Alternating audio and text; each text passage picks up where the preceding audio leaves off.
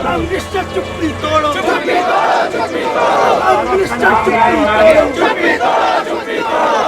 या तो होश में आओ, सपा सरकार होश में आओ।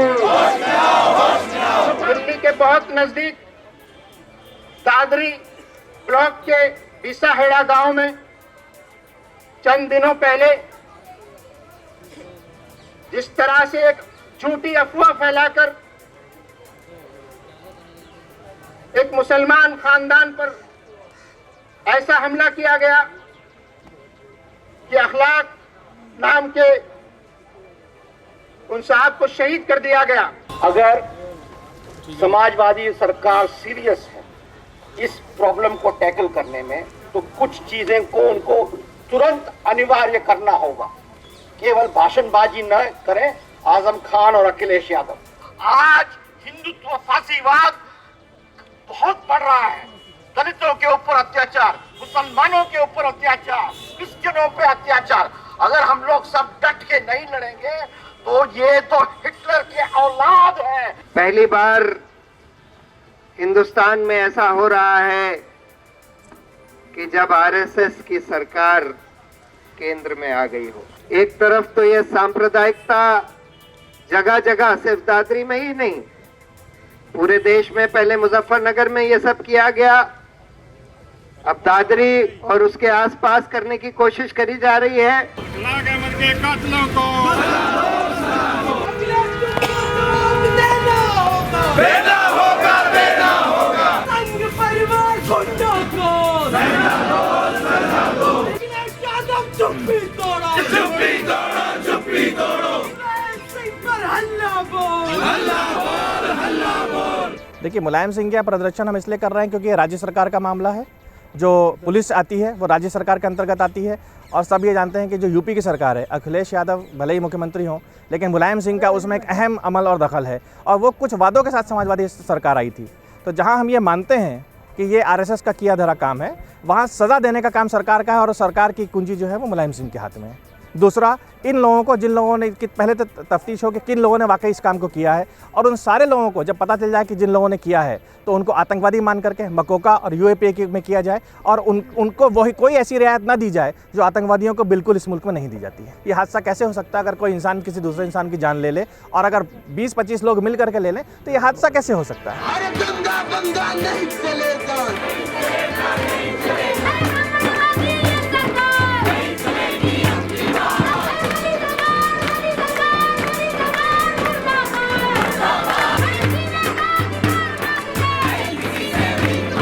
जहाँ पर ये केस बाकी केसेस से फ़र्क है इस बात पे है कि लोग कह रहे हैं कि उनको शक है। शक के ऊपर जहाँ पे मौत हो रही है उसके, उस देश के बारे में, उस प्रांत के बारे में, उस कानून और उन सरकारों के बारे में हम क्या कहेंगे?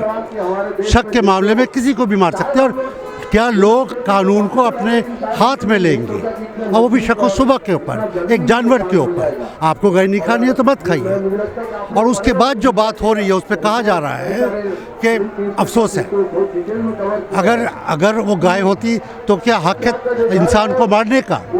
जिस देश के लिए हमारे पूर्वजों ने अपना बलिदान किया है, 20 साल अंग्रेज़ों से लड़ाई की है, इस चीज़ के लिए नहीं की है। देखिए, सीबीआई इंक्वायरी हो या स्टेट इंक्वायरी हो, सीबीआई भी सरकार के, केंद्र सरकार के कंट्रोल में है। क्योंकि यूपी में फर्क गवर्नमेंट है, केंद्र सरकार सीबीआई पे प्रेशर डाल सकती है। यहाँ पर तो मेरे विचार से अगर आप पूछते हैं तो सिटिंग जज ऑफ द हाई कोर्ट, खुलेआम जुडिशियल इंक्वायरी सिटिंग जज से होनी चाहिए। हम लोग यहाँ आज इकट्ठा हुए हैं सरकार को ये बात कहने के लिए कि ये संघ ब्रिगेड का जो भी नफरत फैलाने का जो भी तंत्र है इसको तुरंत बंद किया जाए, नहीं तो आंदोलन हम लोग और भी तेज करेंगे। पूरे देश के इतिहास में मुझे लगता है इस तरह की घटना से हमारा शर्म से माथा नीचे झुक जाता है कि आप खाने को लेकर किसी की हत्या कर देते हैं। एक जानवर से ज़्यादा कीमती किसी की इंसान की ज़िंदगी हो जाती है। और मुझे लगता है इसमें कोई इसमें अफवाह के कारण नहीं हुआ, ये सोचे समझे साजिश के कारण हुआ है। और इस तरह की सरकार से हमारी कोई उम्मीद भी नहीं है। हमारी अपील है कि जितने भी डेमोक्रेटिक सेक्शन के लोग हैं, जितने भी प्रोग्रेसिव सेक्शन के लोग हैं, वो यूनाइट होकर इस तरह के फासिस्ट फोर्सेस के खिलाफ लड़ें। और बीजेपी का जो हो रहा है, जो हंगामा हो रहा है, इनकी तरफ से जो बातें आ रही हैं और ये कहा जा रहा है कि इन लोगों को छोड़ दिया जाए और महापंचायत करेंगे या क्या करेंगे, इससे ये सब साबित करता है कि ये सब इनकी जो है साजिश से हुआ है। ये मिले हुए हैं, वो चाहते हैं कि एक माहौल ऐसा बना रहे जिसका फ़ायदा वो बिहार में भी हासिल करेंगे और फ़ायदा बाद में उत्तर प्रदेश और आसाम और वेस्ट बंगाल वगैरह में भी हासिल करेंगे। इसलिए कि वो समझते हैं कि जब तक नफ़रत की आग खूब जलेगी नहीं, उनको अच्छी तरह से वोट नहीं मिलेंगे। इसलिए मैं इस मामले में, पूरे मामले में बीजेपी को बिल्कुल डायरेक्ट तरीके से दोषी मानता हूँ। समझता हूँ कि ये इसमें पूरी तरह से शरीक है। उस वक्त भी शरीक थी जब ये हुआ है, और जब इसकी प्लानिंग की गई है, और आज भी शरीक है जब उन लोगों को बचाने की कोशिश कर रही है। अगर यह हादसा होता, अगर वो लोग वाक़तन उस तरह के होते तो उस तरह से मुसल्लह होकर के और लैस होकर के 100 आदमी को लेकर के वहाँ नहीं जाते, बल्कि पुलिस में जाते। वो कहते कि ये ऐसा मालूम हुआ है, और पुलिस उनको गिरफ्तार करती और उनको जो कोर्ट में ले आती और जो भी करना होता करती। इसलिए हादसा नहीं है, बल्कि ये मुनज़्ज़म तरीके से एक साजिश है, उसी किस्म की साजिश जिस तरह से कि इससे पहले मुजफ्फरनगर वगैरह में हो चुकी है। But I am seeing this incident not in the state context of the state, because these communal and fascist forces are fearless because they have power in center, and now they are so fearless that they know that whatever they do, they will never be punished.